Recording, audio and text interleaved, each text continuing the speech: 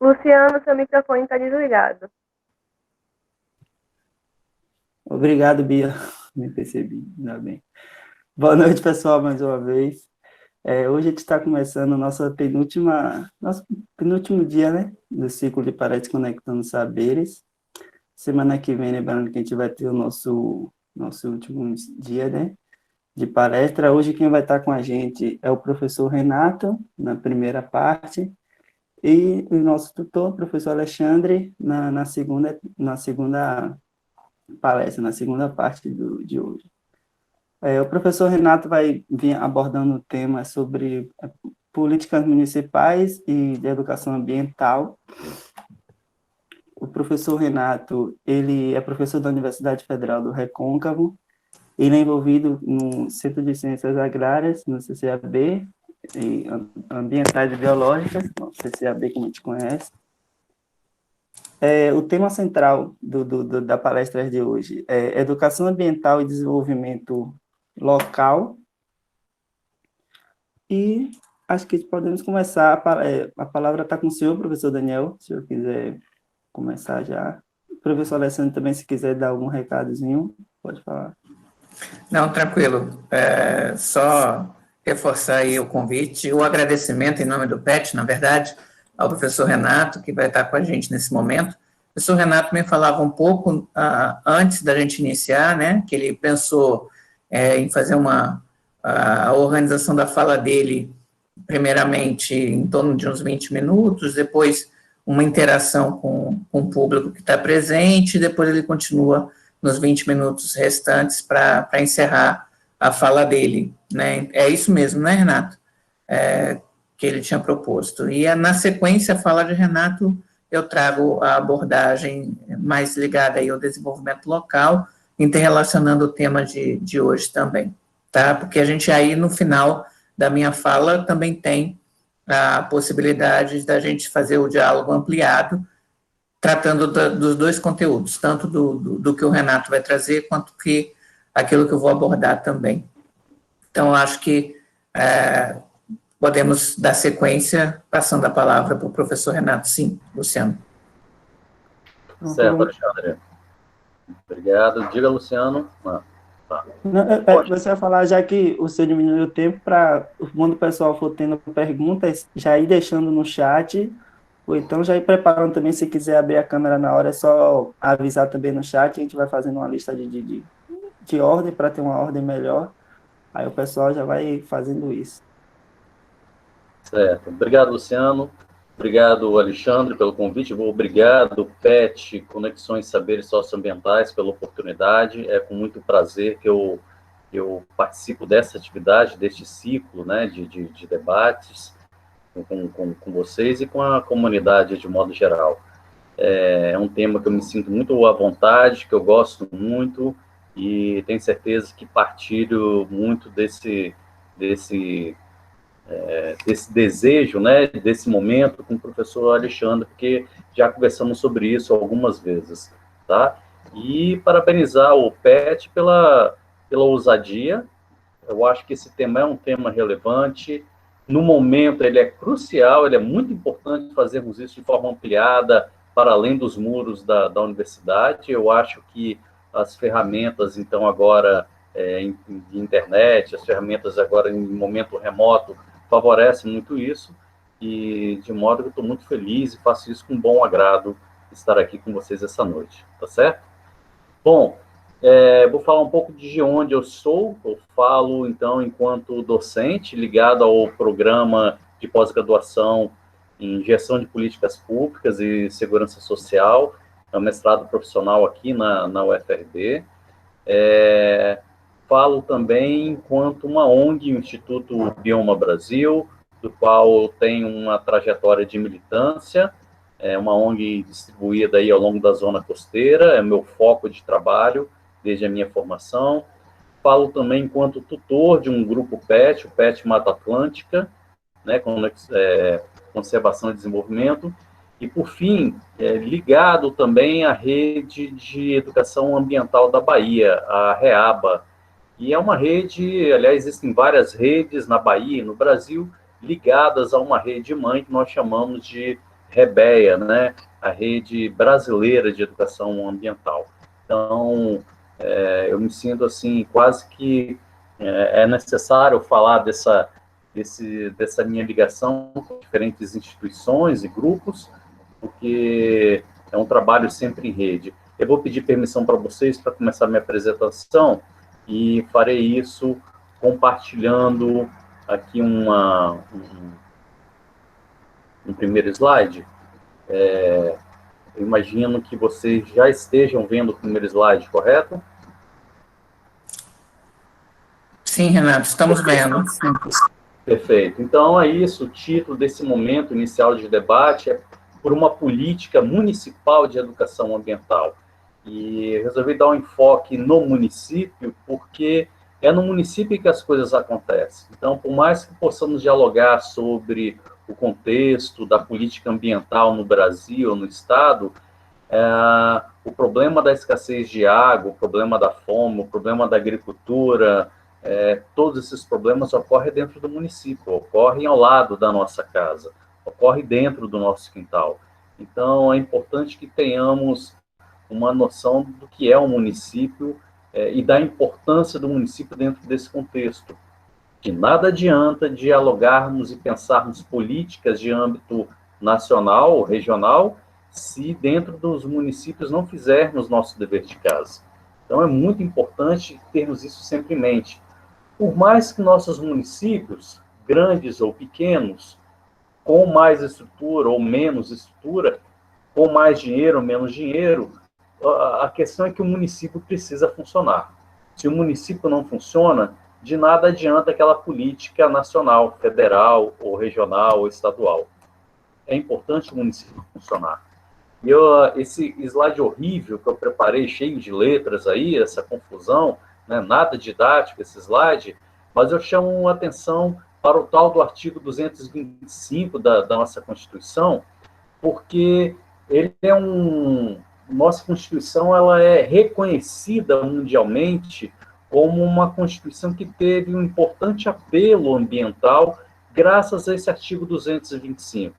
Ele é lembrado lá fora, internacionalmente, por esse apelo ambiental graças a esse artigo. Então, vejo que todos nós temos direito ao meio ambiente, e não é de qualquer forma, é meio ambiente ecologicamente equilibrado.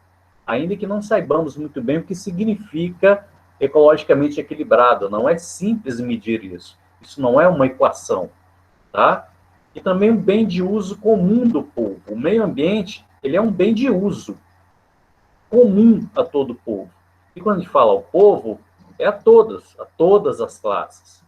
Não é apenas a classe mais abastada, mas também a classe menos privilegiada.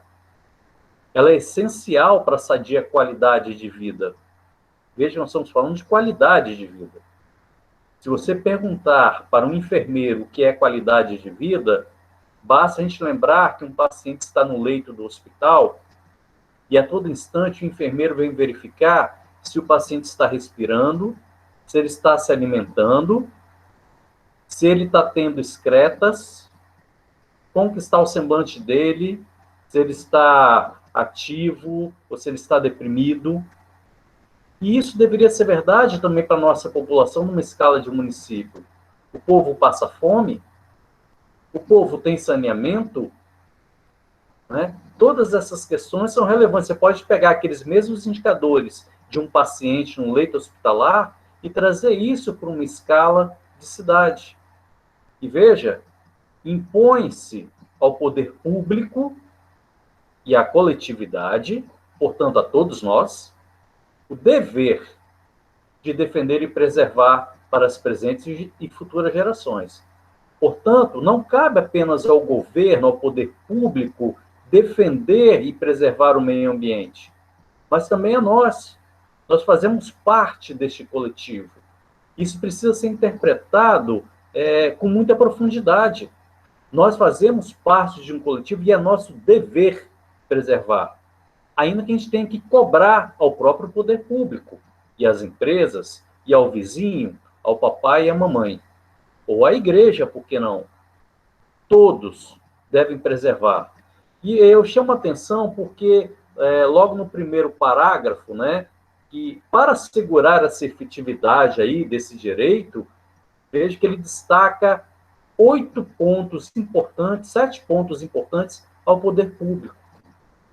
E acreditem, desses 7, o que está destacado em verde, né, dizem respeito simplesmente a processos ecológicos e biodiversidade.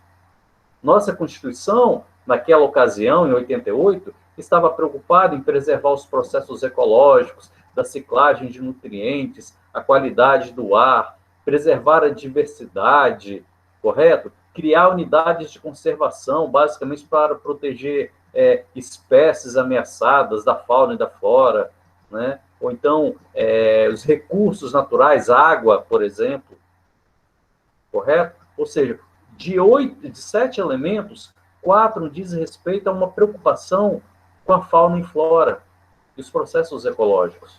Aí tem outros 2, esses azuis, que dizem respeito à prevenção de danos. Veja a necessidade de instalar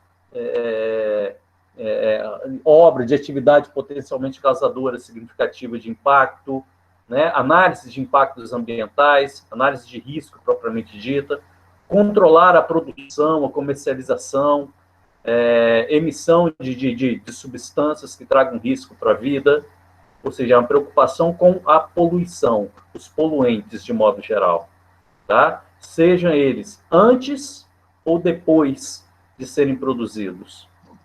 E, por fim, sobra um único elemento que diz respeito à educação ambiental, que é esse que está aí destacado em vermelho. Promover a educação ambiental em todos os níveis de ensino. E aí nós estamos falando desde a educação infantil até o ensino superior. E a conscientização pública, ainda que a gente não saiba muito bem o que é consciência pública. É de comer esse negócio? Mata a fome? Me prove que alguém é consciente. Qual é o indicador de uma pessoa consciente? Correto? E vejam, para a preservação do meio ambiente. E quando a gente fala em preservação do meio ambiente dentro desse contexto do artigo 225, prevalece uma preocupação com os bichinhos, com as plantinhas, com a fauna e a flora. Mas e as pessoas? A gente não faz educação ambiental com a árvore. A gente não faz educação ambiental falando para o animal. A gente faz educação ambiental conversando com as pessoas. Isso é muito importante. E olha, eu pintei esse slide aí para lembrar que nossa Política Nacional de Educação Ambiental, ela surgiu em 1999. A Constituição é de 88. A Política Nacional de Educação Ambiental é de 99. E há uma crítica, porque acredita-se que ela nasceu prematura. Porque a população brasileira ainda não estava preparada para discutir uma política. Uma política, quando nasce, ela nasce para mediar conflitos. Nem sempre ela é justa. Imagine uma linha, um muro que vai passar entre 2 ou 3 grupos que estão em conflitos. Às vezes ela não é justa, ela favorece um grupo e não a todos. A política tem dessas coisas. Tá? Bom, alguém é contra a educação ambiental? Naquele momento, em 1999, ninguém era contrário à educação ambiental. Ora, se não havia oposição, para que uma lei? E por isso se diz que a Política Nacional de Educação Ambiental ela foi prematura. Em seguida, foi lançar o PRONE, que é o Programa Nacional de Educação Ambiental. Essa aí é a versão mais nova, de 2019. Nós nem gostamos dela, que ela já foi gestada, pensada dentro do governo Temer, já está talvez na 5ª ou 6ª edição. Obviamente que essa política e esse programa, que são nacionais, federais, tiveram desdobramentos nos estados e municípios. Eu coloquei aí, ó, Política Estadual de Educação Ambiental da Bahia, junto com o Programa de Educação Ambiental da Bahia. Né? O MEC, por exemplo, lançou uma resolução em 2012, a resolução CME 02 de 2012, que estabelece diretrizes curriculares nacionais para a educação ambiental. Né? Como que deve ser a educação ambiental, especialmente nas escolas. Teve a ENSEA, né, são as estratégias nacionais para comunicação e educação ambiental em unidade de conservação, Plano Nacional de Juventude e Meio Ambiente, um programa aí, o Coletivo Jovens de Meio Ambiente. E olha que aqui nós temos uma petiana egressa daqui da UFRB que participa, é representante do Coletivo Jovens na Bahia, tá? Que é a Suelen, que é a nossa egressa aqui do PET Mata Atlântica, por exemplo. Vale destacar que o Brasil criou naquele momento, lá em 2000 e um pouco antes de 2005, né, foi criado, por exemplo, uma coordenação nacional de educação ambiental dentro do MEC. E no Ministério do Meio Ambiente, uma diretoria de educação ambiental. Puxa, tivemos pela primeira vez 2 ministérios trabalhando de forma complementar, né, para coordenar a política, para gestar a política nacional de educação ambiental. E nos estados nós criamos uma CIEA, veja aí, a Comissão Interinstitucional. Novamente a Suelen faz parte da CIEA aqui na Bahia. Foram criadas as salas verdes, as conferências infanto-juvenis de meio ambiente, né? Dentro aí de quem trabalha com educação, às vezes, o programa Escolas Sustentáveis, com financiamento pelo PDDE, Programa Dinheiro Direto na Escola. O próprio PET Agronomia, há cerca de um pouco mais de 15 anos, organizou seminários baianos de educação ambiental. Né? E tudo isso, as pessoas, ao longo desse tempo, vieram ganhando um pouco mais de militância.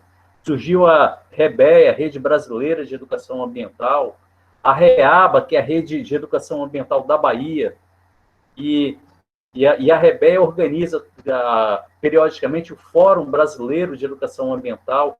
Estamos agora caminhando para o 10º fórum, que vai acontecer agora no início do ano que vem. Ou seja, existe toda uma estrutura. Muito construímos em termos de políticas de educação ambiental, né, em todo o país. Mas não raramente isso está lá no Ministério, ou quando muito chega nos estados. E os municípios? Onde está o programa municipal ou a política municipal? Onde está a comissão municipal que coordena a educação ambiental? Onde está a nossa rede de educação ambiental em Cruz das Almas, por exemplo? Coletivo Jovens. Nós temos uma sala verde em nosso município. Que escolas foram agraciadas com PDDE, escolas sustentáveis? Pouco sabemos sobre isso. E aí, eu acho que eu vou seguir direto e estou botando essa interrogação sobre Cruz das Almas. O que nós temos em nossa cidade? Nossa cidade tem cerca de 65 mil habitantes e está ali figurando mais ou menos entre, talvez seja a 11ª, 12ª, 13ª maior cidade da Bahia. A Bahia com 417 municípios. Uma população de 65 mil habitantes, que tem uma universidade, que tem uma Embrapa. Temos praticamente 400, 500 doutores morando nessa cidade. É um dos maiores adensamentos de doutores do país. Sabem vocês que nós temos nesse Brasil cerca de 8 doutores para cada 1.000 habitantes, 100 mil habitantes. Desculpa, depois eu tenho que achar esse número, mas é um número muito baixo. E aqui nós temos quase 400, 500 doutores em 65 mil habitantes. Então, veja que responsabilidades nós levamos.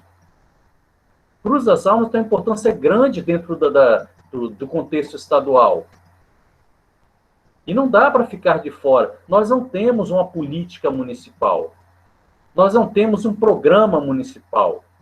Amanhã você, se chegar na prefeitura e falar assim, agora vamos fazer educação ambiental, então vamos para onde?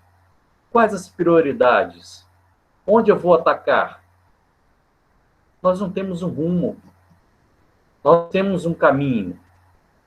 E por conta dessas fragilidades, é que a ONU, muitas das vezes, acaba fazendo uso de alguns instrumentos importantes que eu imagino que o professor Almaz talvez venha comentar, tal como, por exemplo, os Objetivos do Desenvolvimento Sustentável.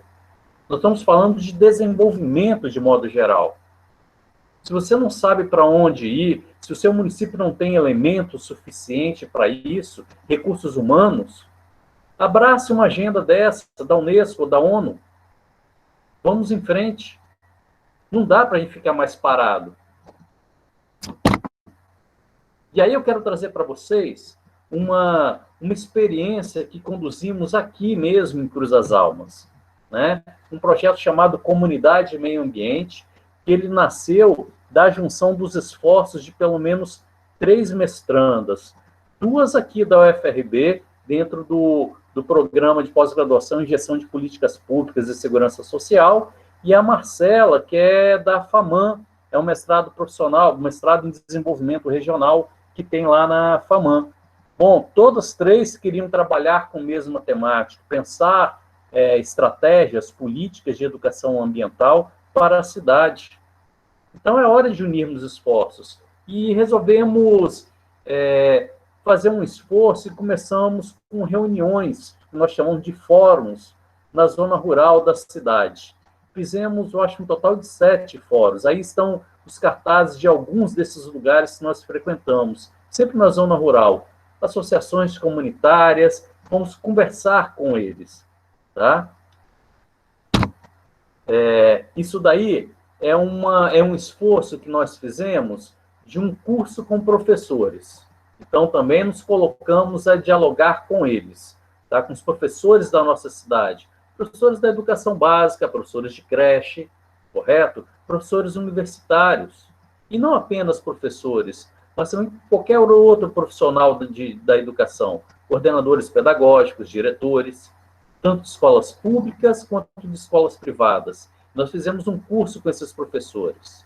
Eu vou detalhar um pouco mais sobre isso mais à frente. Esse é um pouco dos esforços.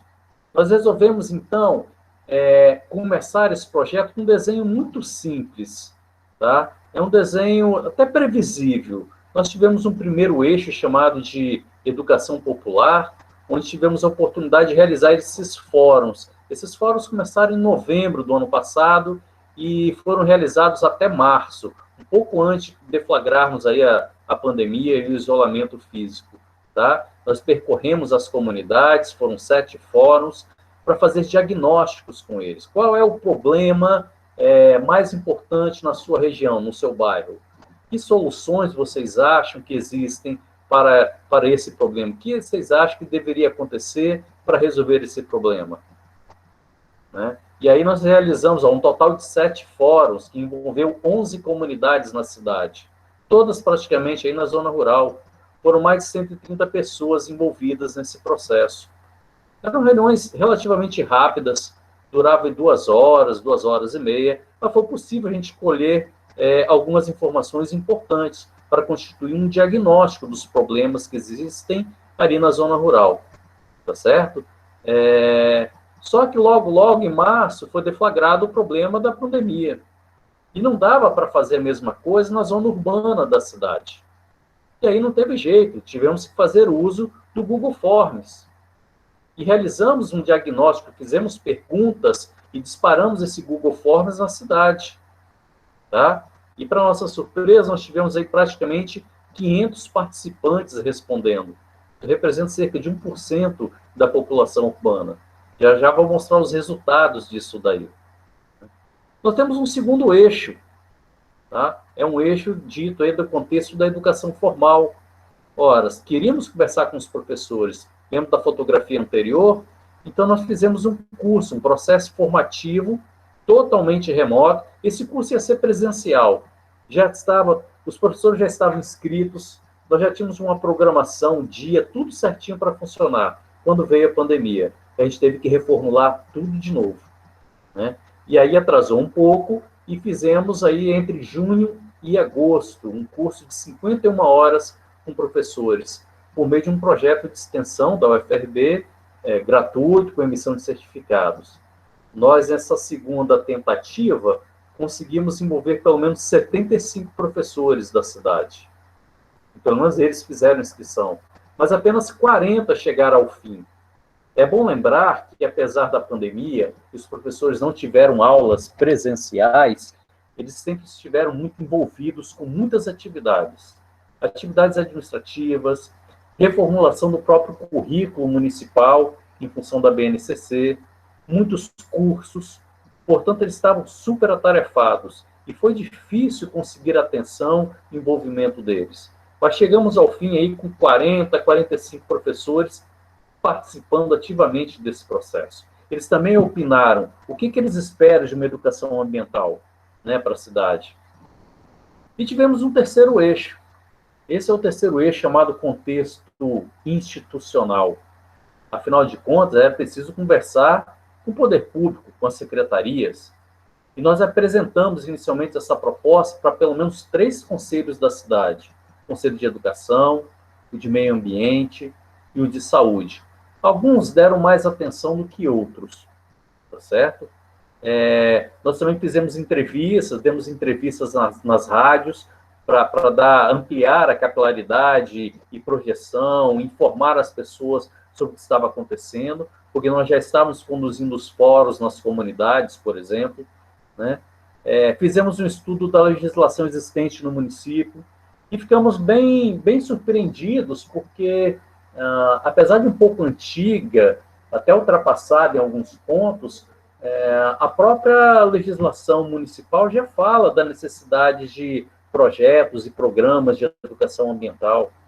Nossa cidade tem um fundo municipal de meio ambiente, onde se podem captar recursos ou aportar recursos diretamente nesse fundo para ações diversas relacionadas à questão ambiental, inclusive a educação ambiental. Tá? Nós fizemos um diálogo com os representantes de Câmara Municipal, visitamos 4 secretários, tentamos por 3 vezes o diálogo com o gabinete do prefeito, sem sucesso, não fomos recebidos, né? Afinal de contas, esse é um ano eleitoral e a cabeça já estava pensando em eleição e também nos cuidados iniciais por conta da Covid, e obviamente não dava para, de repente, dispersar tanta energia com isso. Eu posso até compreender, mas o problema da pandemia não está dissociado da questão ambiental. E esse é um tema que está sendo pouco discutido dentro da campanha eleitoral deste ano, aqui em nosso município. Eu não posso negar que eu também esperava um pouco mais da minha própria instituição. No início desse projeto, na hora de cadastrar isso na universidade, nós procuramos diálogo com a Pró-Reitoria de Extensão, né? Esperávamos um pouco mais de diálogo, que pudéssemos, talvez, buscar melhor diálogo com o poder público, com a prefeitura, fazer um diálogo mais institucional, mas, veja bem, a pessoa que faz isso está em férias, e aí tem que esperar a pessoa em férias voltar, e aí quando a pessoa em férias volta já se perdeu, já se esqueceu, enfim. Então eu lamento que minha instituição também, acho eu, que poderia ter dado um pouco mais de atenção. Veja esse gráfico. Nós fizemos essa pergunta para as pessoas na zona urbana. Escolha até 3 dos principais problemas ambientais de Cruz das Almas que te incomodam. A pessoa podia anotar 3, tá? E o que está aí destacado em vermelho, vejam só, então, acreditem, animais soltos na rua. Esse foi o principal problema destacado pela população na zona urbana. Seguido de disposição irregular de lixo. Tem lixo na rua, tá? E alagamentos. É bem verdade que em agosto nós ainda estávamos num período de chuva, então ruas alagadas tornavam-se mais perceptíveis, isso pode ter influenciado, mas também é uma verdade no nosso município. Existem problemas de microdrenagem que não foram resolvidos. A macrodrenagem do município não é muito perfeita, já está ultrapassada, inclusive, tá? E aí há uma questão relevante, porque as pessoas reclamam muito daquela rua que não tem calçamento, que a água está empoçada, que faz lama, que prolifera vetores, etc. Mas impermeabilizar, jogar asfalto em cima, calçar com blocos, será que é a melhor alternativa? Porque, na verdade, quando você faz impermeabilização do solo, você dificulta a percolação. Mas esse é um problema do nosso plano de diretor de desenvolvimento urbano. Foi permitida que a cidade crescesse para determinadas áreas sem infraestrutura necessária. Agora as pessoas moram lá e a água está empoçada, nem sempre tem energia, é preciso levar transporte, é preciso levar escola, saúde. Portanto, o crescimento de uma cidade deve ser levado a sério. Conhecemos lugares em Cruz das Almas onde as pessoas moram praticamente dentro de um buraco, é uma depressão. Como é que você faz esgoto subir morro acima? Quando, na verdade, quando chove, tudo tende a descer. Então, existem áreas que não são apropriadas para moradia, mas a cidade permitiu. Em segundo lugar, eu chamo a atenção para esses pontos em amarelos, né? As pessoas estão sempre muito preocupadas alertando que a fiscalização é insuficiente. E é para tudo. Seja para a disposição irregular do lixo, seja para os donos de cachorro, de animais soltos na rua, seja para problemas de poluição sonora. Veja aí que é outro fator também destacado, a poluição sonora. Arboviroses, mosquitos. Nós vivenciamos, e talvez ainda estejamos vivenciando, né, uma epidemia de chikungunya. Tá? Coleta deficiente de esgotos. Portanto, a gente percebe que saneamento básico é crucial ao nosso município. São problemas que a comunidade enxerga. Essa figura deveria ser compartilhada com todos os candidatos a prefeito e vereadores de nossa cidade. Quem está atacando esses problemas? Porque esse é uma parte dos problemas reais apontados pela comunidade na zona urbana. E olha que nós temos problemas também na zona rural. Essa nossa ideia, né, foi de reunir esse diagnóstico que nós fizemos e, por que não, pensar uma política de educação ambiental para a nossa cidade. Tomara que possamos construir talvez um programa de educação ambiental ou um plano de educação ambiental. E existem diferentes formas de fazer isso. Existe uma forma que é chamada estadocêntrica. É que, o nome já fala, o Estado ele está no centro do processo. Ele pode ser o gestor principal desse processo, da formulação. Invariavelmente, quase sempre é um modelo que nós chamamos de top-down, né, de cima para baixo, que não ouve as bases, não ouve as comunidades, não dá muita oportunidade do diálogo. O Estado acaba se impondo.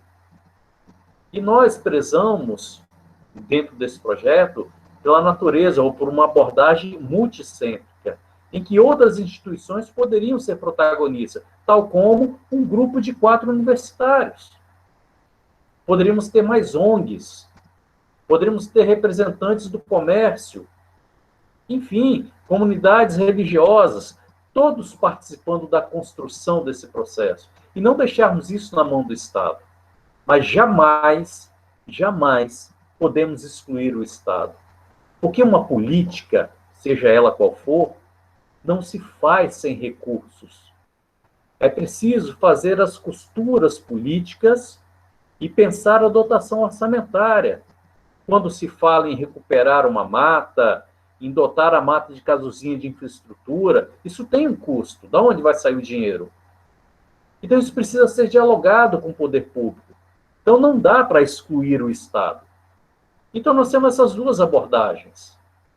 E eu devo dizer a vocês, lembra que a gente tentou dialogar com o prefeito, com os conselhos, com os secretários. Aquele terceiro eixo não funcionou. Eles não se envolveram. O ano é muito ingrato para nós, né? Pedimos a atenção do poder público no momento de pandemia, não é verdade? Ora, se não é estadocêntrico, se não é multicêntrica, eu não conheço outras abordagens. Qualquer outra abordagem fora desses dois, eu pergunto, será democrático? Será que um grupo de 4 universitários pode levar a ferro e fogo produzir uma proposta, uma minuta de uma lei, de um programa, botar em cima da mesa de um prefeito e dizer, está aqui? Será que isso é democrático? Eu não posso excluir o Estado.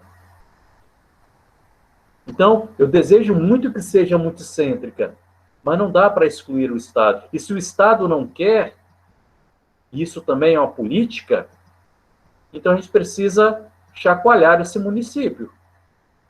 Nós precisamos chacoalhar o poder público, despertá-los para essa importância de uma política municipal de educação ambiental e para tantas outras políticas. Encerrando, eu devo dizer, como que você pode participar? É claro, o ano é dramático, nós estamos falando de 2020 e talvez 2021, uma parte dele, pelo menos, diante de tudo que estamos vivenciando, né? De uma pseudo-segunda onda, quando a primeira ainda não terminou. Então, não é simples fazer essas coisas de forma remota.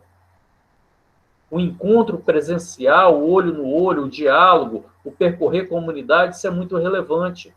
Como é que a gente vai fazer lives com as pessoas na zona rural que nem sempre possuem acesso a essas facilidades? Eu devo chamar a atenção de vocês para as preparatórias do 10º Fórum Brasileiro de Educação Ambiental, que vai acontecer no ano que vem. Veja, o Fórum Brasileiro, e a REABA, a rede aqui da Bahia, está organizando preparatórias. Agora, já no final de outubro, nós teremos uma primeira preparatória com lives para discutir temas importantes, se preparando para o Fórum Brasileiro.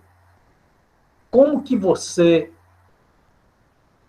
eleitor, pode interferir e provocar o seu candidato? Eu fico espantado porque, vejam, se você pegar o programa de governo dos 3 candidatos a prefeito da nossa cidade, os 3 disseram que vão recuperar as margens do rio Capivari. Pirrim-pim-pim. E vão fazer o quê? Plantar 5 mudas, dar 10 mudas para ser o João, outras 3 para ser o Manelzinho? Não, isso não funciona. Você fazer um programa de recuperação exige um diálogo prévio com os proprietários. Será que os proprietários estão dispostos a abrir mão de uma parte do seu terreno para pensar recuperação, reflorestamento? Então, cuidado, está na hora a gente questionar esses candidatos. Né? Ainda ontem eu estava visitando um município vizinho, e lá pelas tantas, fogos de artifício, comícios. E olha, não é difícil compreender que fogos de artifício faz mal a animais, a crianças, a idosos enfermos, crianças autistas. Foi importante eu ligar para um candidato e falar, pare, por favor. Eu estou tendo transtornos dentro de casa por conta disso. Compreenda. Será que não podemos fazer o mesmo em Cruz das Almas? E mais, nós precisamos de uma educação ambiental indisciplinada. Ficar nas caixinhas fez mal para nós. Veja a Greta Thunberg. A Greta era uma mocinha autista, nos seus 12 anos, mais ou menos, que todos os dias, na sexta-feira da semana, quando as aulas acabavam mais cedo, em torno de 9 horas da manhã, 9h30 da manhã, ela era liberada. Em vez de ir para casa, o que ela fazia? Ela foi para frente do parlamento do seu país. E lá, colocou-se a se manifestar frente ao parlamento para que assinasse o Acordo de Paris contra mudanças climáticas.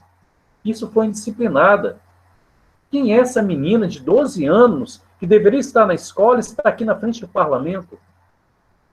E a Greta diz, eu não vejo sentido em ir para casa ou ir para a escola estudar se não houver futuro para mim. Nosso futuro está ameaçado com cenários de mudanças climáticas. E o que o nosso município Cruz das Almas está discutindo sobre isso? Nada. Um município em que a citricultura, a mandioca e o fumo são muito fortes. E o cenário cada vez mais aquecido, né? e água cada vez mais escassa, e energia, que a todo instante temos queda de energia, o que nós vamos fazer? Nós estamos olhando para o futuro. Qual é o futuro que nós queremos? Quando se fala em mudanças climáticas, o futuro é agora, e já começou. Se não fizermos o nosso dever de casa até 2030, e faltam 10 anos apenas, desculpa a expressão, a vaca vai para o brejo. Isso não está sendo discutido pelos nossos gestores.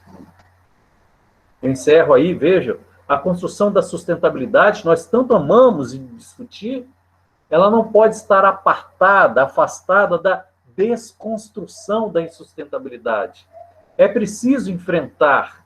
E quando a gente fala em enfrentamento, nós estamos falando de ambientalismo, nós estamos falando de militância, não estamos falando de ecologismo.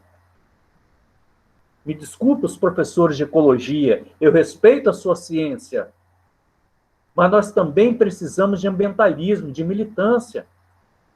A falta de militância nos levou a perder o CONAMA. A falta de militância, nós estamos vendo aí o chamado boi bombeiro no Pantanal. A falta de militância nos levou agora a plantar cana na Amazônia. Então, convoco vocês, convoco a comunidade para que possamos, de fato, mudar o sistema, não mudar o clima. Essa é uma campanha que vai vir com força ainda no final deste ano, tá? Estejam atentos aí. É preciso mudar o sistema, não mudar o clima. É o que nós queremos daqui para frente. Eu encerro minhas palavras, acho até que avancei um pouco, então são alguns dos meus contatos que eu deixo com vocês e me coloco à disposição para novas perguntas e debates mais à frente, tá bom? Tá bom, professor. Muito obrigado. Agora a palavra está com o professor Alexandre. Pode iniciar, professor.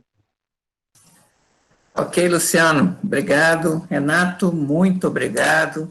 Renato nos traz provocações muito pertinentes e que nos deixam bastante preocupados e também na necessidade de pensarmos qual é o nosso papel diante disso tudo, né? Qual é a nossa função, o que a gente pode fazer diante desse cenário que está aí colocado. E eu acho muito interessante um dos aspectos que ele traz, que é justamente a conscientização política que a gente precisa ter. Então, se a minha fala é mais relacionada ao desenvolvimento local, ela precisa também estar alicerçada em cima de um necessário aprimoramento do nosso papel na condição de atores políticos que somos. E que, na verdade, ainda no Brasil, eu costumo dizer que a gente vivencia ainda um cenário de muita imaturidade.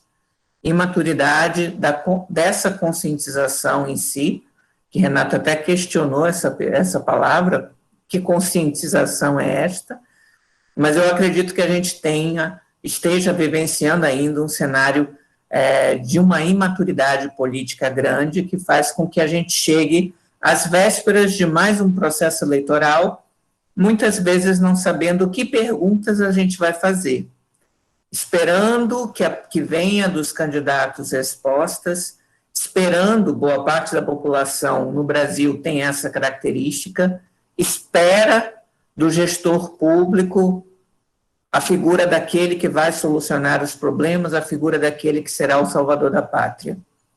E não consegue fazer uma ponderação mais crítica, mais aprofundada, daquilo que realmente deseja de transformação e de mudança para o seu município, para o município onde reside, pensando no local, no sentido de transformações, em todos os aspectos, não apenas o ambiental, mas também o ambiental.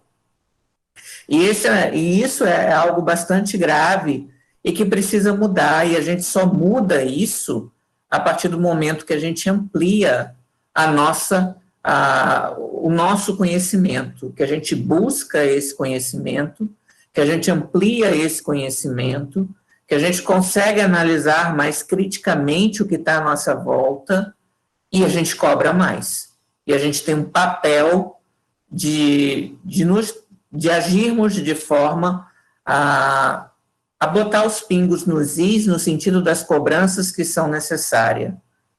Senhor prefeito, o que está fazendo na área da educação, o que está fazendo na área do meio ambiente, o que está fazendo na área da saúde, enfim, de todas as áreas dos condicionantes de vida.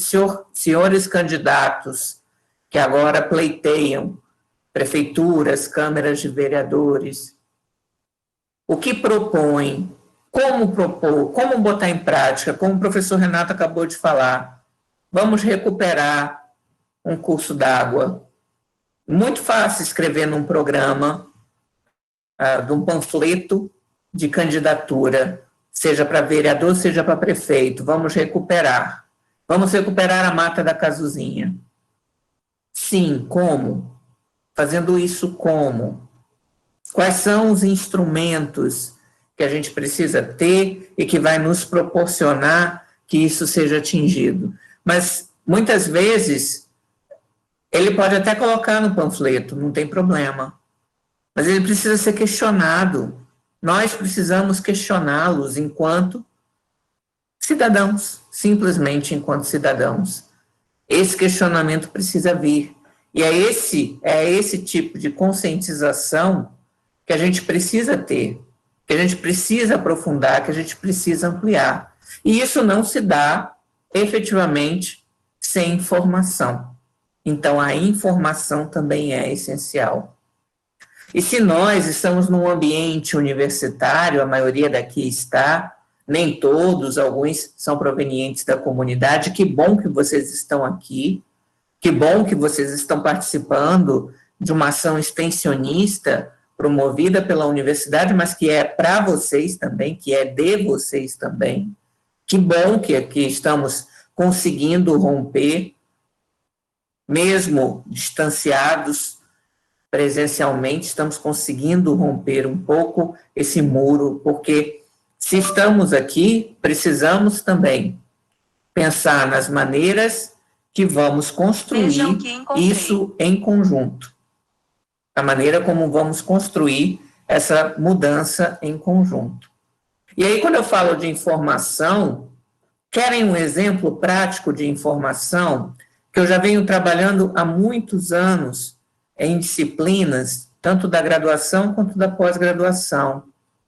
E na pós-graduação, especificamente, também no programa de gestão de políticas públicas e segurança social, o professor Renato também faz parte, a gente faz parte da mesma linha de pesquisa, que são políticas de meio ambiente, ou voltadas ao meio ambiente, é isso que a gente trabalha dentro do programa, tanto eu quanto ele.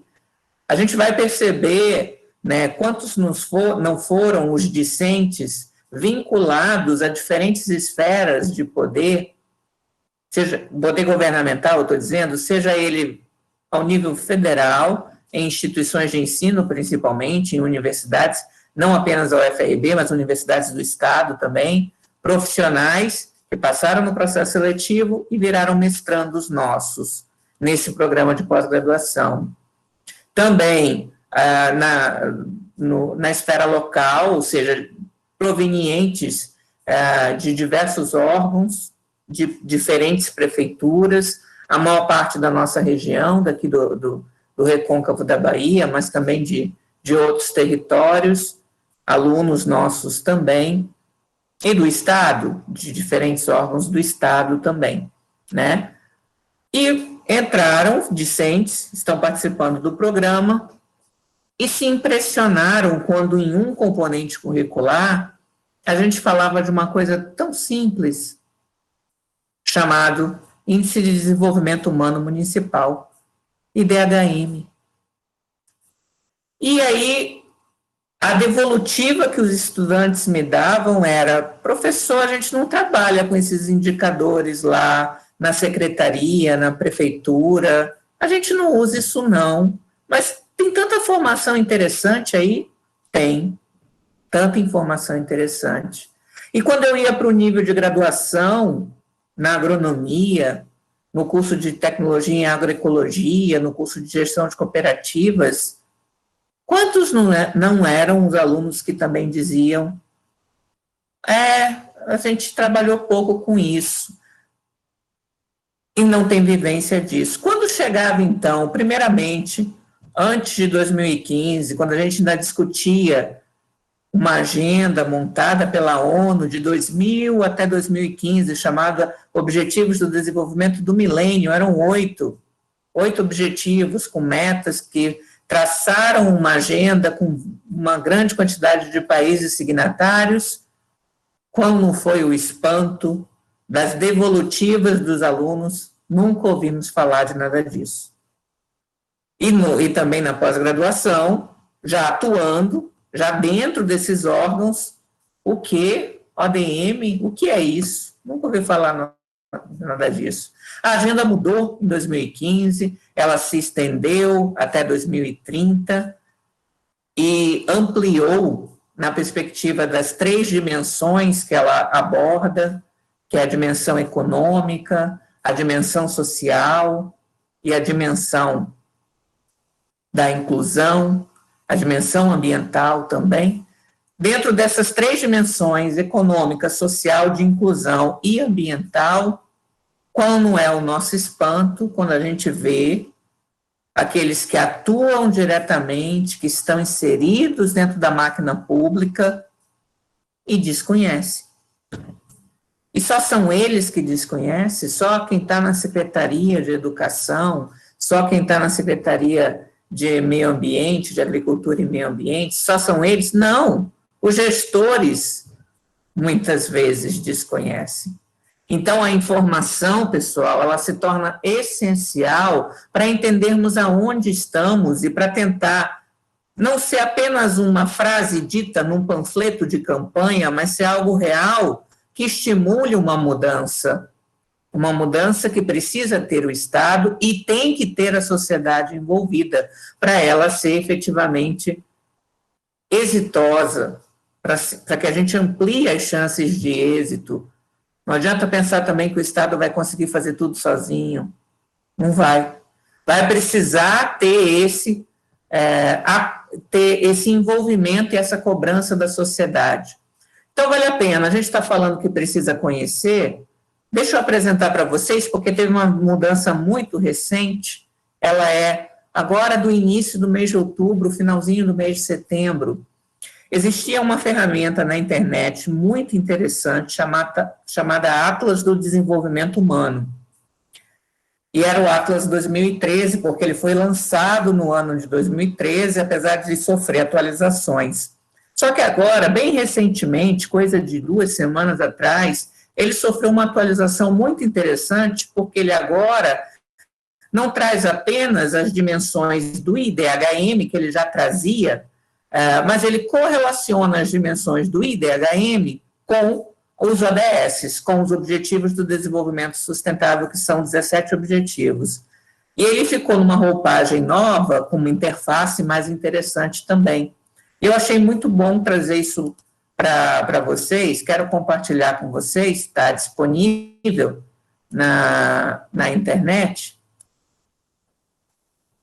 mas eu acho que vale a pena que a gente mostre um pouquinho o que a gente tem, o que um gestor tem, o que um cidadão tem disponível, por que informar é importante, por que ter essa informação é importante, por que ela ajuda a gente a fazer cobranças mais críticas diante daqueles que se propõem a nos auxiliar dentro de um processo de gestão pública, né? Seja na Câmara de Vereadores, extremamente importante, seja na Prefeitura, no Poder Executivo também. Então, conhecer essas ferramentas é essencial para nos auxiliar na própria formulação de políticas públicas, em todos os aspectos, o ambiental não está fora. Então, estou trazendo aqui, essa aqui é a interface. Luciano, me confirma aí se você está vendo direitinho. Está tudo certo, professor. Ok, obrigado. Então, eu estou trazendo o exemplo aqui de Cruz das Almas. O que o Atlas, agora ele está com a sigla Atlas BR, Atlas Brasil, tá? O que ele traz? Então, ele traz aqui, ele já inicia aqui um perfil de Cruz das Almas, ele fala, o IDHM, que é o Índice de Desenvolvimento Humano Municipal,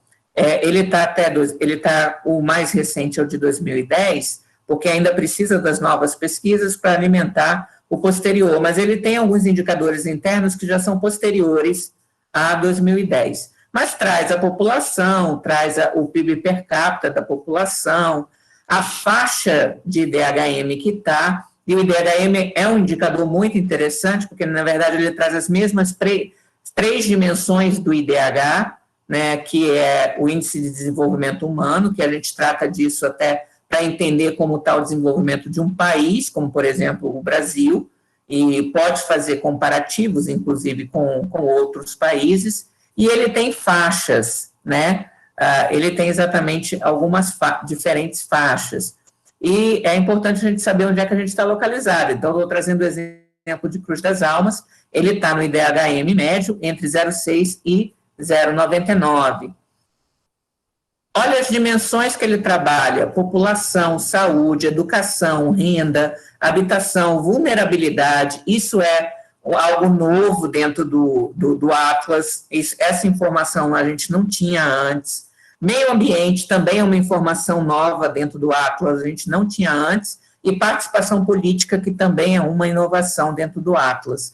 Então, o IDHM, né, de Cruz, ele já faz um comparativo. Em 2000 era 0,57, agora já em 2010, 0,69. Obviamente que a gente já vai precisar, esse ano era para sair, né, que ele é de 10 em 10 anos, esse ano era para sair o IDHM de 2020, para a gente já ter mais um valor comparativo dos últimos 10 anos. Com a questão da pandemia, não tenho certeza que a gente vai conseguir ter esse lançamento dessa pesquisa agora. Eu acho que ainda vai demorar um pouquinho.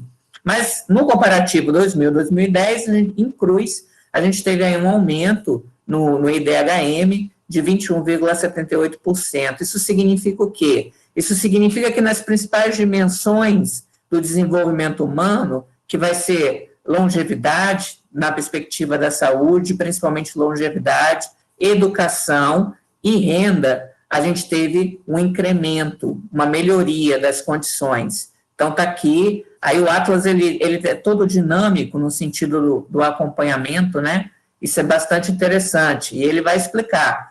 O que ele significa 0,69? Ele está em faixas. Então, de 0 até 0,499, o IDHM é muito baixo, significa que é uma condição de desenvolvimento ainda muito precário para aquela localidade, para aquele município.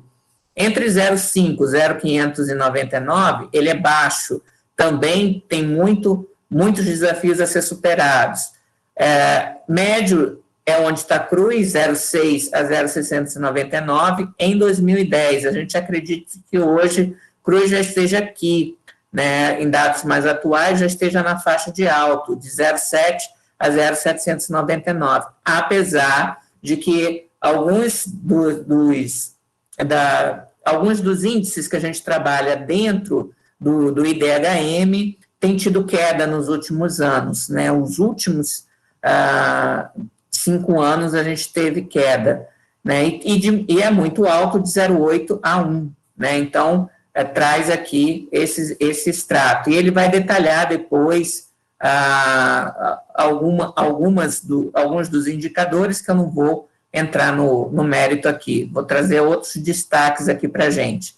Ele traz a evolução desse DH, faz comparativo com a Bahia. Olha só, no início, levando em consideração o IDHM 2010, ele aumenta 21,78% desde 2000. No comparativo com a Bahia, ele está, com o estado como um todo, o de Cruz está um pouco melhor. Isso a gente vê aqui nessa árvore, né? A árvore, ela demonstra onde está cada um das três principais dimensões trabalhadas.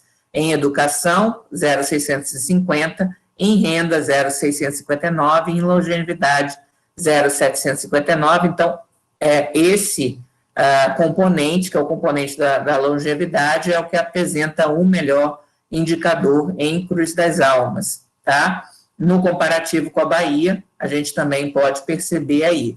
E o Atlas vai ainda trazer alguns outros detalhes em texto aqui que eu não vou me ater.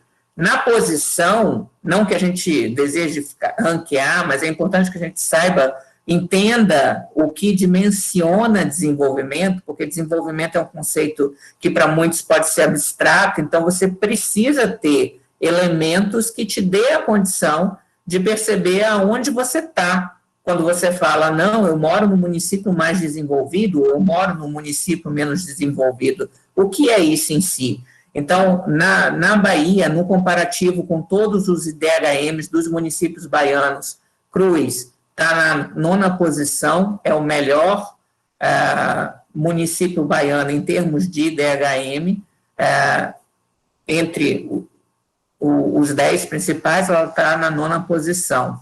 Agora, no ranking nacional, ela inclusive caiu um pouco desde 2000, e essa é a posição entre os 5.565 municípios do país, né, em termos comparativos aí. Mas na Bahia ela está em 9º lugar. E são tantas coisas que a gente tem de desafio que isso também nos dá a dimensão do quanto, em termos de desenvolvimento, a gente ainda precisa caminhar. O professor Renato mostrou ali alguns dados locais muito importantes. E isso também é importante de se dizer. Se a gente tem gestor que não consulta o Atlas e que não sabe dessa realidade, por exemplo, que não consulta indicadores, que não consulta estudos, pode estar trabalhando em cima de axiologia. Eu acho que a gente deve fazer tal coisa.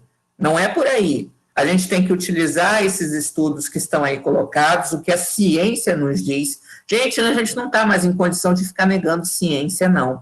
Né? A gente tem que ter a informação, fazer uso da informação para planejar as nossas ações e conseguir caminhar. Não para ficar negando estudos. Não faz sentido isso. Isso não tem sentido nenhum. Mas é preciso qualificar também a informação, e aí é que é interessante. O professor Renato trouxe um exemplo de uma pesquisa prática aplicada dentro da área ambiental, que a gente tem um quantitativo expressivo da opinião dos cidadãos que diz respeito justamente às questões ambientais, os principais problemas. Essa realidade precisa ser casada com a realidade de dados consolidados disponíveis que estão aí, como, por exemplo, o IDHM, o perfil que o município traz. E um gestor que efetivamente queira uma transformação e uma melhoria da situação do seu município, ele tem que levar isso em consideração. Ele precisa levar esses indicadores em consideração, né? Isso é extremamente importante. E aí a gente vai chegar em outros dados, olha aqui, população, a gente tem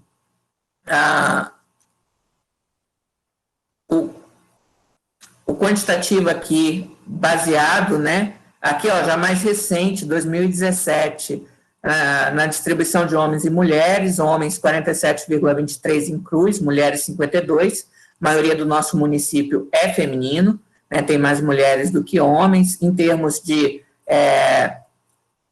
da representação racial, então a gente tem 13,91% brancos, 84,8% de negros, então é um município com prevalecência da população negra. Esses aspectos são aspectos importantes. Taxa de envelhecimento, olha, esse é um dado importante também, né? De 2000 até 2010, aumentou a taxa de envelhecimento 7,24%, mais ou menos no mesmo nível que foi na Bahia. Por que isso é importante? Por uma outra informação que está aqui embaixo, que a gente vai perceber, olha que dinâmica e que interessante, o envelhecimento da população em Cruz das Almas. Isso tem a ver o quê com as políticas para o desenvolvimento? Tem a ver que se você tem uma população crescentemente envelhecendo, obviamente que você vai precisar, você tem uma pressão muito grande dentro da população que é economicamente ativa, né? Então, isso vai significar que você vai precisar ter mais atenção para a saúde, porque vai requerer, essa população está envelhecendo, vai requerer mais atenção de saúde. Você precisa trabalhar na base da pirâmide, no sentido de que proporcione aspectos educacionais que permitam que depois você consiga chegar com essa base aonde está as crianças, né? Nessa base aqui da pirâmide, ela precisa alimentar a parte mediana da pirâmide, que é onde está a população economicamente ativa. E se aqui cresce demais, então você vai ter que trabalhar com políticas. Se o topo, né, que é a população mais velha, cresce demais, você tem que trabalhar com políticas que dê suporte. Então, você tem que estar atento a esse processo dinâmico que vai mudando. Olha a cruz, como mudou de 91 até 2010. Né? Então, você vai vendo aqui a pirâmide, acompanha aí a pirâmide à medida que eu vou passar os anos aqui, ó. O que a gente tem? A gente já teve um achatamento da base dela, menos crianças e jovens, e um alargamento da população, que é a população economicamente ativa, né? Mas está aumentando a população mais velha, isso em 2000. Quando a gente vai para 2010, olha como a população do extrato superior aumentou muito, né? Então, você tem um impacto maior social que está relacionado à questão do envelhecimento da população. Isso, em termos de qualidade de vida, vai significar necessidades de investimentos públicos para essa população. E aqui que ele começa a trazer, aqui são os elementos dos ODS, pessoal. Então, ele faz uma inter-relação com saúde e bem-estar, que é um dos objetivos do desenvolvimento sustentável, igualdade de gênero, que é um dos objetivos dos ODS, redução das desigualdades e paz, justiça e instituições eficazes. Né? Isso para falar da dimensão de saúde, que é longevidade e mortalidade.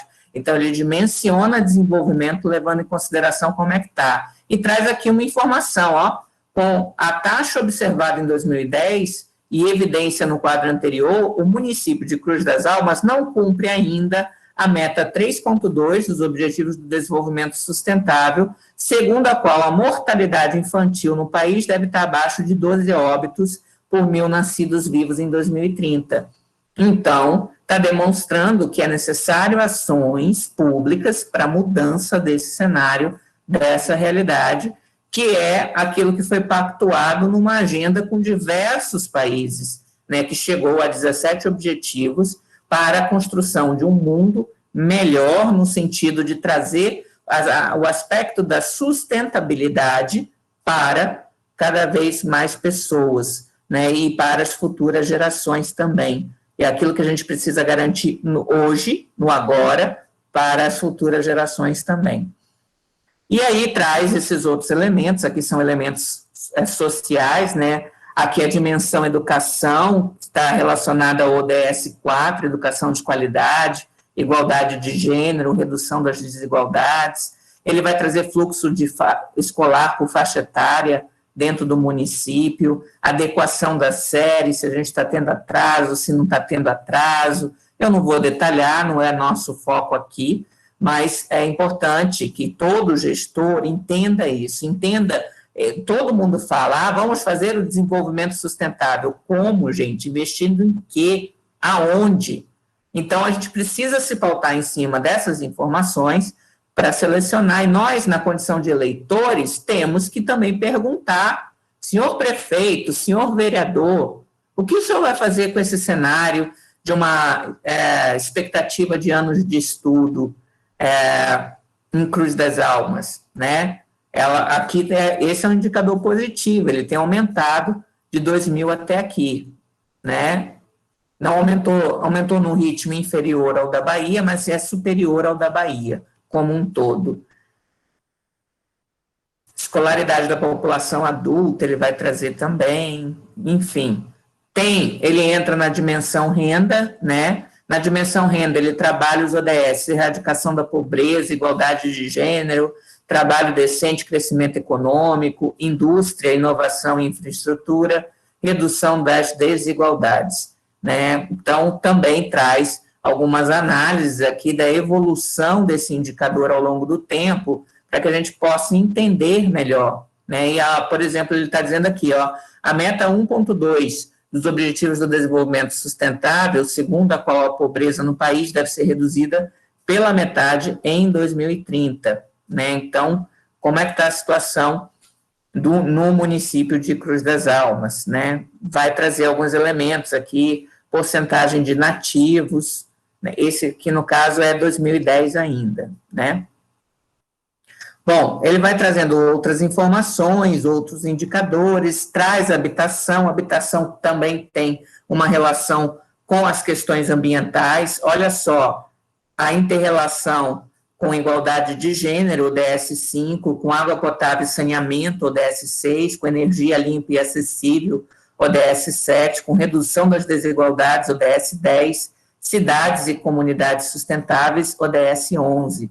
E olha aqui, água encanada em Cruz, 96,35%, dados de 2017, dos domicílios apresentavam encanada, mas já esgoto, olha que lástima, 33,68%. Né? Então, Cruz foi um município que demorou muito para trabalhar com essa questão, que é uma questão sanitária básica, né? A questão do saneamento básico fundamental. Coleta de lixo de 100%, né?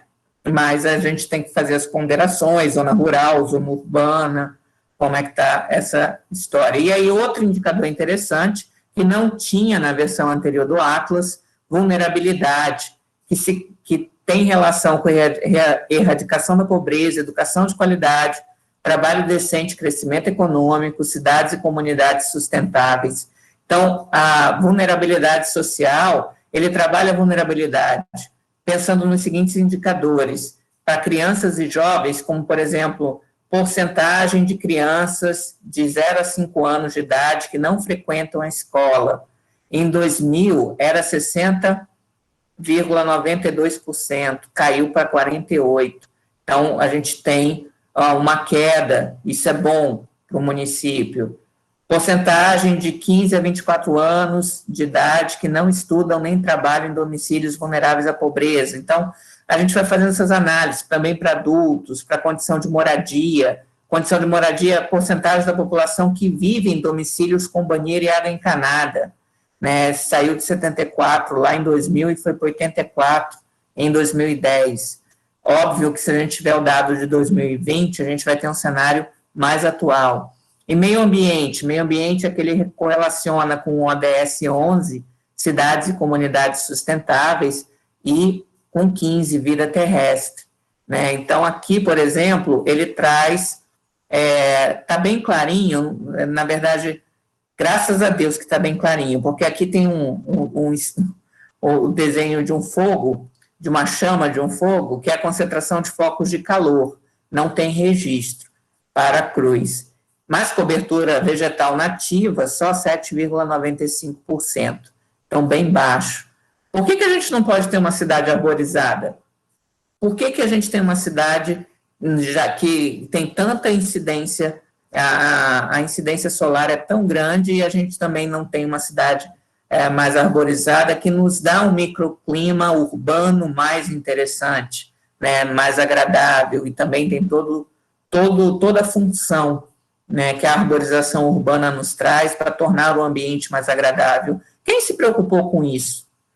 Né? Então, essas coisas a gente precisa pensar. Participação política também é novidade dentro do Atlas, composição da Câmara de Vereadores, mulheres, só 20% em 2017, 80% de homens. Mulheres precisam estar, a gente tem que lutar por igualdade de gênero, redução das desigualdades, então, as mulheres precisam ser mais representativas.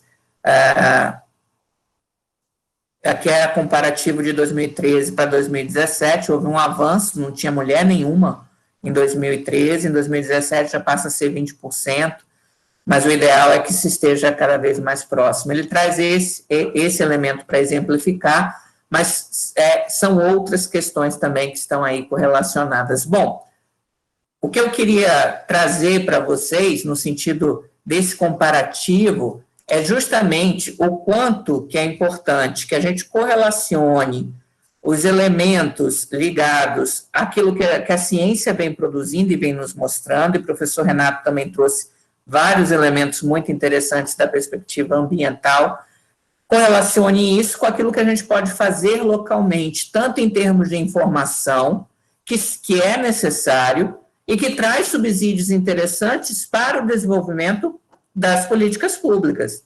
Então, esse é um aspecto que a gente tem que ponderar. É o que eu falava com vocês. Aquela pesquisa que Renato conduziu com as estudantes do mestrado é um exemplo de uma pesquisa que tem aplicação e que deve estar correlacionada com outras informações que a gente precisa ter para botar tudo isso na mesa e começar a planejar juntos, enquanto sociedade, enquanto diferentes instituições, aquilo que é melhor para o nosso município. E fazer valer também os conselhos, né? Quando o professor Renato também chama a atenção da perda que a sociedade brasileira teve do Conselho Nacional de Meio Ambiente, isso é gritante, isso não pode continuar acontecendo com a sociedade calada, com a sociedade sem falar nada, precisando que a justiça faça a averiguação se o procedimento de mudança da composição do conselho foi correto ou não foi correto, que é o pé que a gente está hoje. A sociedade tinha que ser a primeira a gritar e dizer, opa,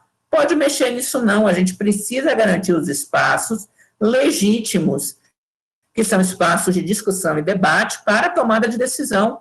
A gente não pode perder isso, ou deixar que o aparelhamento desses espaços se torne uma tônica, porque localmente isso também acontece. Quantos não são os conselhos que só têm representantes do poder executivo, seja ao nível estadual, seja ao nível municipal? Mas eu também não vou ocupar 100% as prefeituras nesse caso. Por quê? Porque muitas vezes ela solicita a representação dos diferentes órgãos da universidade, das comunidades, das associações, e não aparece ninguém, porque muita gente acha que, não, esse espaço não é para mim, isso é para quem entende, isso é para quem sabe. Gente, mas quem está vivenciando a prática não somos nós? A vida diária, do dia a dia do município, não é cada um de nós que vivencia. Então, como é que isso não tem a ver com a gente?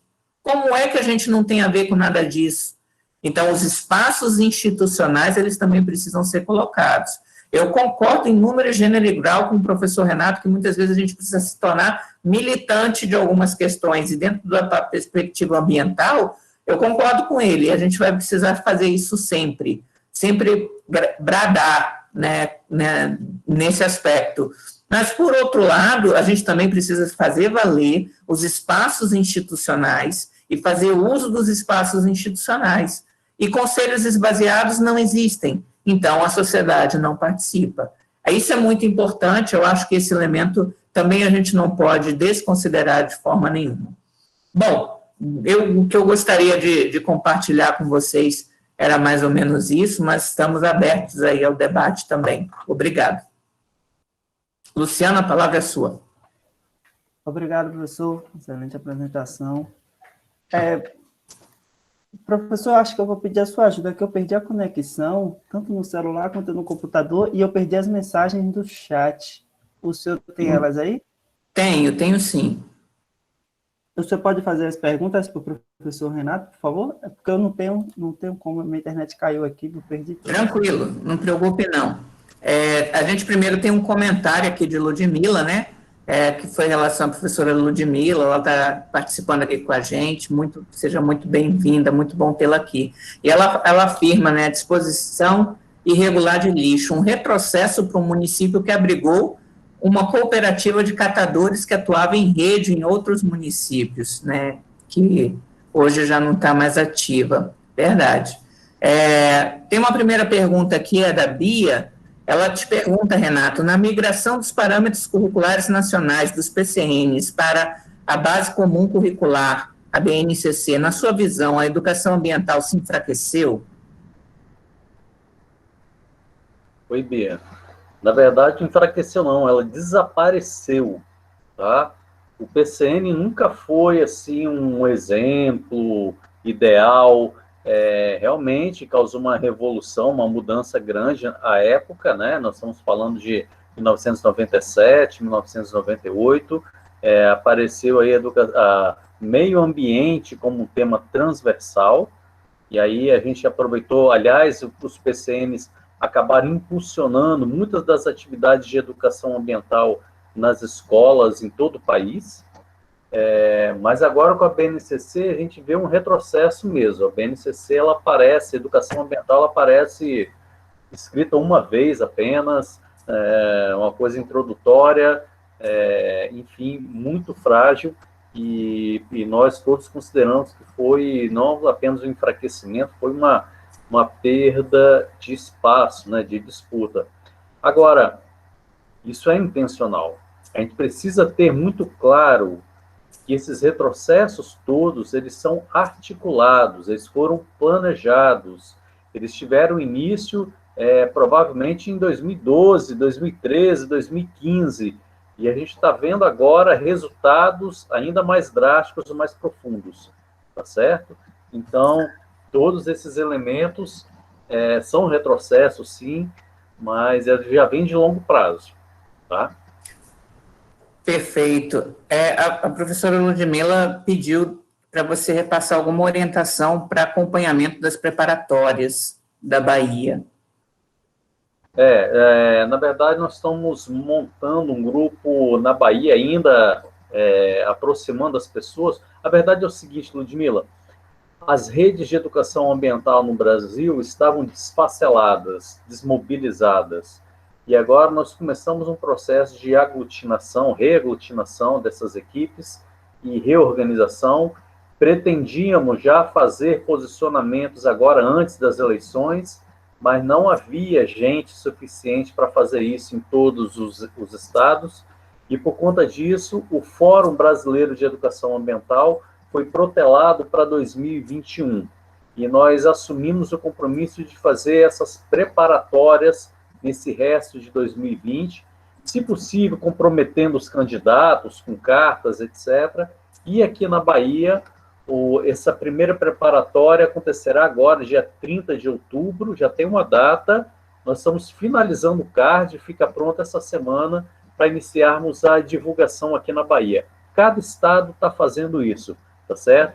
Obviamente, alguns estados mais organizados que outros, e eu devo dizer que a Bahia está muito bem representada e bastante avançada em relação a outras unidades da federação. Joia, a Yara aqui te agradece. Eu acho que eu estava falando sobre a questão dos indicadores, né, e ela agradece também as aulas com o professor Renato, que também foram úteis para as informações que ela tem relacionadas a essa perspectiva ambiental. Muito bom. Tem um questionamento que eu fiz mais cedo, quando você estava mencionando da experiência das comunidades e também do curso com os professores, muito interessante essa ação. Fiquei curioso, Renato, para saber um pouco sobre a receptividade. Eles acharam isso muito estranho? Ou acharam... O que acharam? Como foi essa experiência? Conta um pouco para a gente. Bom, o nosso diálogo com a zona rural, ele era pífio, era pequeno. E aí, então, nós contamos com apoio, na ocasião, da Secretaria de Meio Ambiente e Agricultura, tá, que nos recebeu e abriu portas, nos colocou em contato direto com as associações de moradores na zona rural, correto? Fomos muito bem recebidos na zona rural. Obviamente, nós íamos antes do evento, 1, 2, 3 dias antes do evento, do encontro, espalhávamos cartazes, fazíamos a divulgação boca a boca, botávamos cartazes na comunidade. Então, chegava o dia, participávamos da reunião, demorava cerca de 2 horas, pouco mais de 2 horas, não muito tempo, para não cansar. Fomos muito bem recebidos na zona rural, tá? Ficaram muito entusiasmados, indicaram representantes das suas comunidades. Nós montamos um grupo WhatsApp com quase 40 representantes dessas diferentes comunidades. Comunidades que não participaram, gostariam de ter participado. Então, a zona rural fomos muito bem recebidos. Entre os professores, aí eu me surpreendi negativamente, porque eu não esperava isso, né? Me parece que a secretaria é rachada, parece que a secretaria talvez não tenha tanta força, tanto pulso, para envolver os professores, então o professor não quer participar, porque acha que isso está associado à situação, e ele é oposição. Então, coordenadores fizeram discursos que eu jamais imaginava ouvir da boca de um educador, tá? Discursos preconceituosos. Eu tenho vergonha e não vou dizer aqui para vocês coisas que eu vi dentro de coordenadores pedagógicos, tá? Lamento profundamente. E esse foi o nosso maior gargalo. Até para fazer assim, um simples formulário de entrevista remoto, se negaram, achavam, o secretário não mandou responder, então não vou responder. É uma situação muito triste a realidade educacional em nosso município, em todos os aspectos, tá? Então, quem ficou foram aqueles que a gente conseguiu dialogar, chegaram até o final, e embora sempre tivemos bom diálogo com a Secretaria de Educação também, tá? Mas entre o comando e os professores, os coordenadores na escola, há um abismo grande.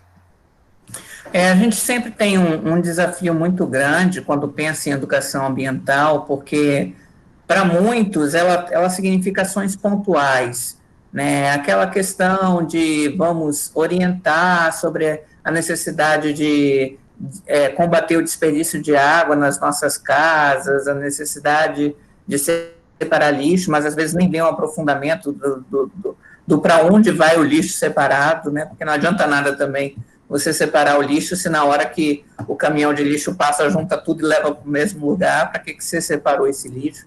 Então, assim, na educação ambiental a gente tem esse grande desafio, porque muitos consideram que ações pontuais, que são importantes, e a gente não vai tirar a importância delas, podem solucionar os problemas, e na verdade não soluciona. São contribuições, sim, são contribuições que a gente precisa levar em consideração, mas que precisa estar junto de toda uma articulação que é mais ampla. Essa questão do lixo, por exemplo, ela necessita de uma articulação mais ampla, que às vezes não se resolve nem dentro do município, sozinho. Precisa ter uma rede que reúna mais de um município para que efetivamente você consiga ter um resultado maior. Então, é um grande desafio que a gente tem ainda a enfrentar, né, todos nós no país, em termos dessa conscientização ambiental que Renato falava.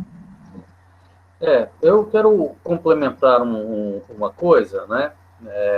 Durante os anos 90, não, até mais, eu diria que até 5 anos atrás, há um clássico da educação ambiental chamado o sujeito ecológico, a formação do sujeito ecológico, tá?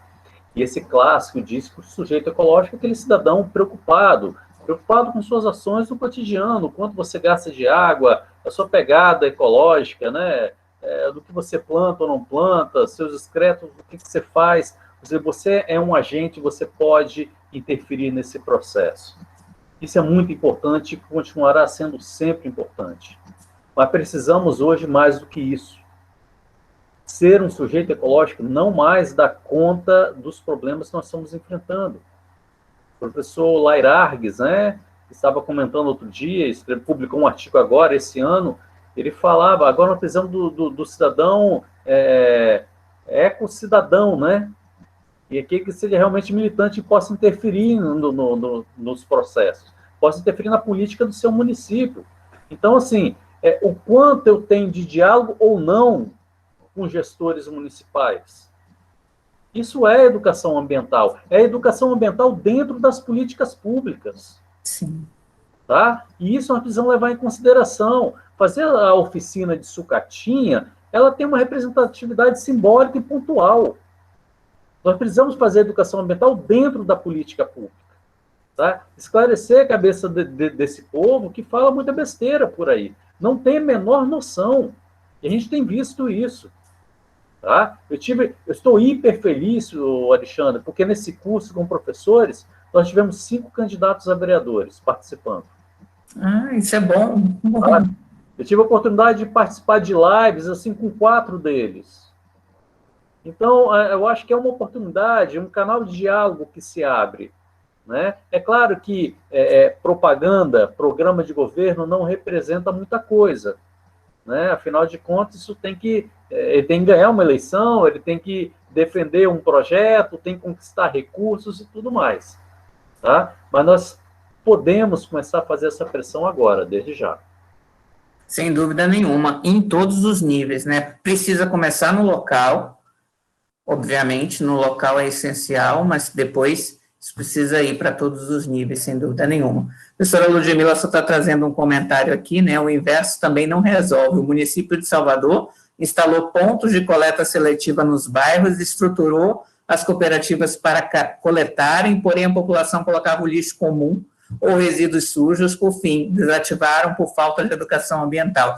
Também não adianta fazer a coisa segmentada, né? Ela foi para um lado, a prefeitura estruturou a logística toda, mas as pessoas ainda não estavam suficientemente informadas e conscientizadas da necessidade da separação. Então, as duas coisas têm que caminhar juntos.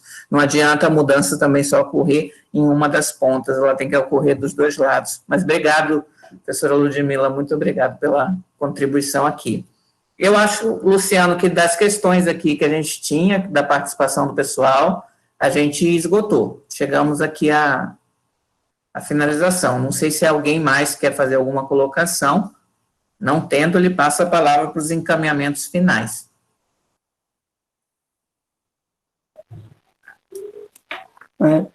Tá bom, então, professor. Queria agradecer ao professor Renato e ao senhor, né, pela palestra de hoje. Foi uma palestra muito boa. Aprendi bastante coisas que não estou acostumado a participar na minha vida antes da carreira acadêmica. E foi muito bom para mim, muito proveitoso. No mais, eu queria agradecer a todos que estiveram aqui presentes, convidar para o próximo ciclo da semana que vem, né, que é o nosso encerramento. E, no mais, é isso. Boa noite. Se o senhor quiser dar uma palavra também, professor, de encerramento, professor Almácio e professor Renato também, pode ir, está aberto. Eu só quero agradecer mais uma vez a participação de cada um de vocês, muito bom a gente poder estar aqui, quero agradecer especialmente a Renato por ter tido aberto esse espaço, é sempre muito bom ter um tutor aqui conosco, né, doutor do PET Mata Atlântica aqui conosco, mando os cumprimentos aos petianes do Mata Atlântica também, e um agradecimento profundo pelo aceite o convite, por compartilhar conosco esse conteúdo tão importante, que com certeza nos faz refletir. Muito obrigado, Renato. A palavra é sua. Oi, Alexandre, eu que agradeço a oportunidade e deixo essa mensagem aos petianos, né?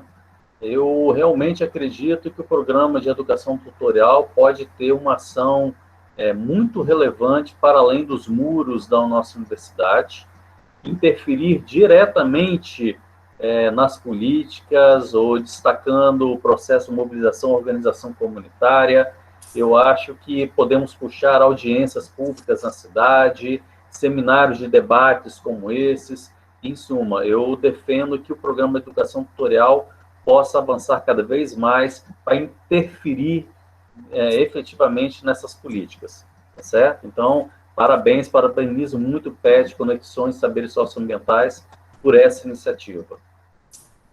Com certeza, e é algo para a gente fazer uma ação interpet, né? Acho que estamos diante aí de uma sugestão para fazermos algo como uma ação interpet, que também pode envolver a pós-graduação. Eu acho que a gente tem todos os elementos para dar essa sacudida, e encontre sempre, né, aí de tutor para tutor, de grupo para grupo, encontre aí uma possibilidade de parceria que eu acho que a gente tem que afinar cada vez mais e trabalhar em conjunto, porque o desafio para todos nós é grande, mas aí é necessário perseverar, com certeza.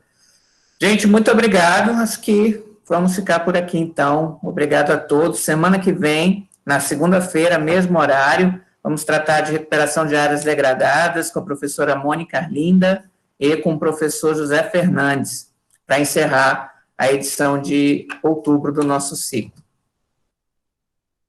Luciano? No mais, obrigado, professor. Lembrando também que, para quem não conseguiu participar das edições anteriores, já estão disponíveis lá no YouTube, a edição do mês passado e todas anteriores estão lá. Então, quem quiser ver palestras como essas, estão muito boas, estão lá, é só chegar lá. E lembrando de se inscrever no nosso canal lá e deixar o like sempre. No mais, muito obrigado, boa noite a todos. Tchau, tchau.